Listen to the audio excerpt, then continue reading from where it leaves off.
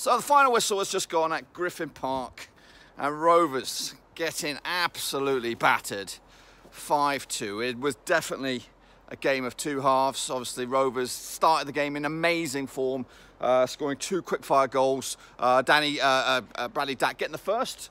I don't know, it must have been like 2 minutes on the clock. The second was a great bit of play by Rovers.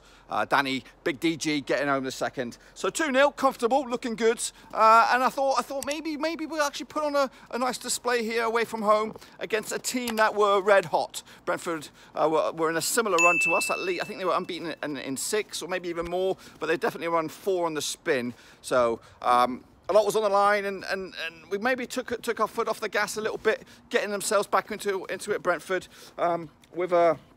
with a goal before half-time, I believe it was 2-1. So it was all to play for. We did have more chances as well. We could have probably had 4 or maybe even 5 goals in the first half. Armstrong missed a couple. There were some other great opportunities as well. So clearly, we were the better side in the first half. So let's just say we won the first 45 minutes. The second 45 minutes was an utter shambles. Absolutely horrific. Obviously conceding, what was it, 4 goals in the end in the second half. Olly Watkins has got himself 2 today. Malpe got himself 1. Canos got 1. I don't know, I think many Benarama might have opened up the scoring. I don't even know. I lost count. Obviously, we were trying to go for it, get ourselves back into it when the game had flipped on its head at 2-2. That was the free kick. Watkins put that one in the back of the net after a nicely worked play. So we tried to go for it, we gunned for it, but we did lose Bradley Dack with an injury, and I'm hoping it's not a bad one, and hopefully he'll be back for Bristol City next weekend. And obviously when he went off, they took Mowbray took Danny Graham off. I'm not too sure what the deal was behind that. Perhaps he was struggling as well with fitness or something, because it was a very, very end-to-end game. So yeah, a little bit disheartened. We could have made it 5 on the spin, but Brentford do make it 5 on the spin. And I think their league position, just like when we lost to Preston, is a false representation of where they should be in the league. I think Brentford should be much higher. Obviously, that last season they finished, I think, either 10th or 9th or something like that. I can't really remember. But yeah, fair play to Brentford. They came, they saw, they delivered in the end. Just unfortunately, we couldn't replicate the first half, because we did explode into life.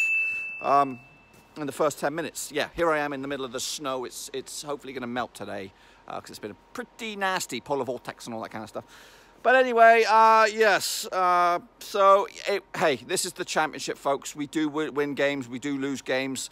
This was always going to be a difficult one. I actually thought that a draw would be a fair result prior to kick-off. But ultimately, it does hit you hard when you take a 2-goal lead and then you lose by such a huge margin. Now, a huge margin obviously doesn't really represent Rovers at all, because at that point, I think Mowbray's mentality is said it over and over and over again that you know, if you lose by 1 goal, you might as well lose by 6 goals. If you just got to keep on trying, keep pressing, see what happens. I was hoping. I know the goal difference, the 2-goal cushion, 3-goal cushion by Brentford, you know, that could have increased. But if we could have got one more chance and a goal, maybe it would have landed on the feet of Ben Brereton, and maybe we could have had a rejuvenated striker on our hands, because we didn't get the opportunity to sign a striker during the transfer window. I had noticed as I was going through the scores, Assombalonga with 2 today.